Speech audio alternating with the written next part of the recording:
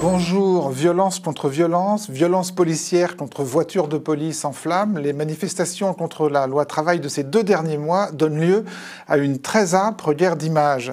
Alors, que ce soit des photos ou des vidéos, les images les plus partagées ne sont pas pour autant produites par des médias traditionnels ou des agences de photos traditionnelles, mais par une nouvelle génération de photographes ou de vidéastes très engagés dans le mouvement.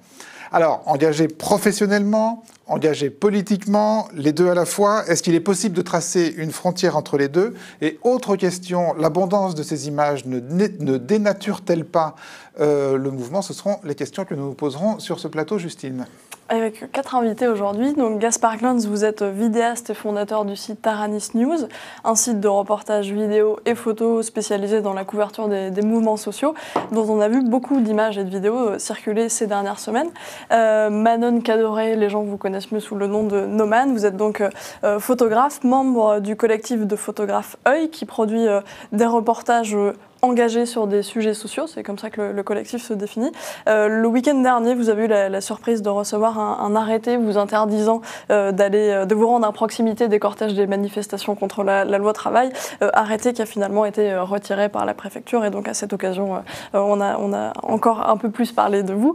Rémi Buzine, vous êtes community manager de profession, mais on vous connaît surtout pour vos vidéos en direct de la place de la République, puisque vous suivez le mouvement Nuit debout depuis ses débuts. Vous filmez aussi les manifestations contre la loi travail, mais avec un ton un peu différent de ce que font Taranis et le collectif Œil, puisque vous dites non militant. On essaiera de comprendre ce que ça signifie et ce que ça change.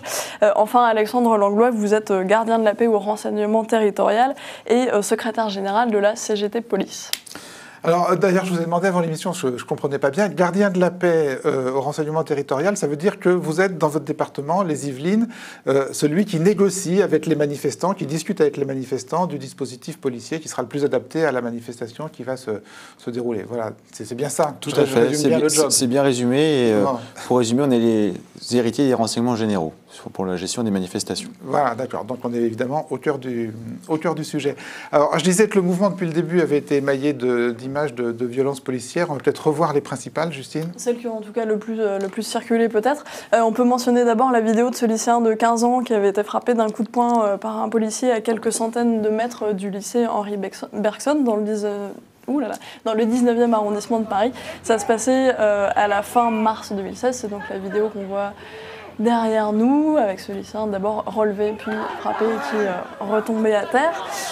On peut mentionner également la vidéo d'une évacuation de la Nuit debout, place de la République. Ça se passait à la fin avril. On y voyait des policiers traîner au sol des personnes apparemment pacifiques, puis les matraquer et les gazer. C'était une vidéo réalisée par un journaliste du Parisien, Yann Forex. On en regarde un extrait.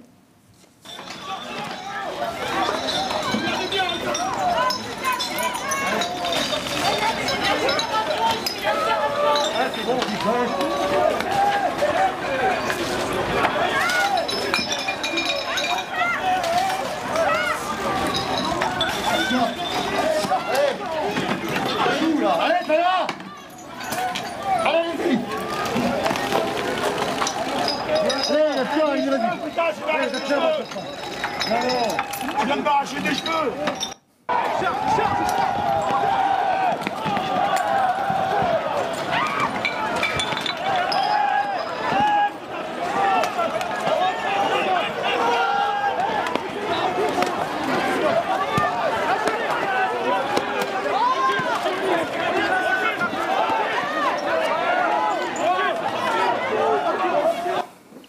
Voilà, autre vidéo qui a beaucoup circulé, celle de 2 réalisateurs, Mathieu Barrère et Thibaut Dufay, qui ont filmé eux aussi une intervention policière place de la République.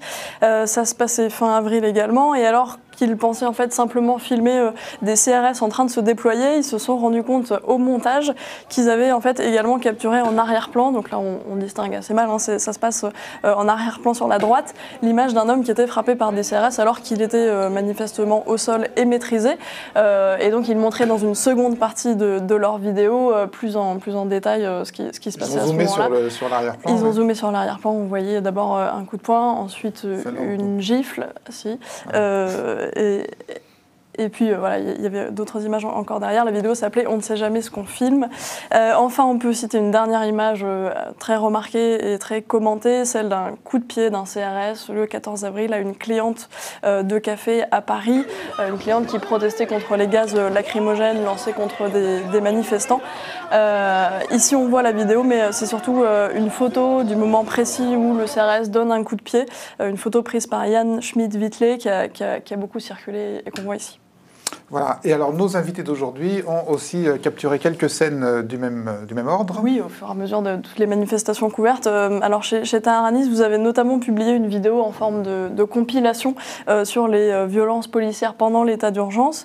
Elle rassemble des images, on peut déjà regarder des extraits. En fait, ça rassemble des images prises fin 2015, début 2016, que vous avez distinguées thématiquement. Et là, par exemple, vous montrez, grâce à des ralentis et des zooms, des pratiques non conventionnelles, illégales. Ça, par exemple, ce sont des tirs de lanceurs de type Cougar, des tirs tendus de grenades lacrymogènes, ce qui est en principe interdit. De votre côté, Noman, vous avez aussi publié un certain nombre de photos de manifestations, dont parmi celles qui ont pas mal circulé, c'est une photo d'un gazage de manifestants qui se passait aussi, je crois, du côté de la place de la République et qu'on peut voir ici. Voilà, ça c'est de vous, hein. Alors c'est vrai, énormément de photos et de vidéos.